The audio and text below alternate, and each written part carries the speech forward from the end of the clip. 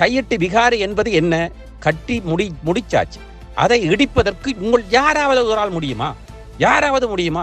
எந்த அரசாங்கம், அனுரா அரசு மாத்திரமல்ல, ராஜபக்ச அரசாங்கத்தில் வந்தா கூட இந்த தையிட்டு விகாரை இடித்து வருகிறேன் மக்களுக்காக, தமிழ் மக்களுக்காக என்ற முடியுமா?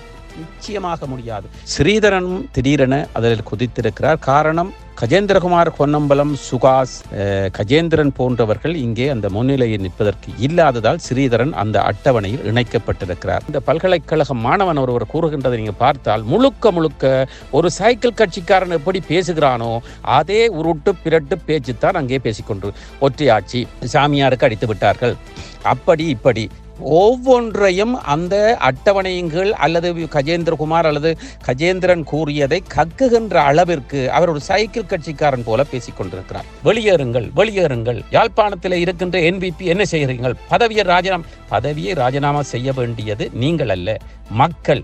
சிங்கள அரசுகள் மேலோங்கி இலங்கையில் நிற்கும் வரையும் தையிட்டு விகாரை உடைக்கப்படாது, உடைக்கவும் முடியாது. உடைத்தால் பெரும் இனக்கலவரங்கள் ஏற்படும். ஒவ்வொரு கோயில்களும் உடைக்கப்படும், ஒவ்வொரு மசூதிகள் உடைக்கப்படும், ஒவ்வொரு தேவாலயங்கள் உடைக்கப்படும்.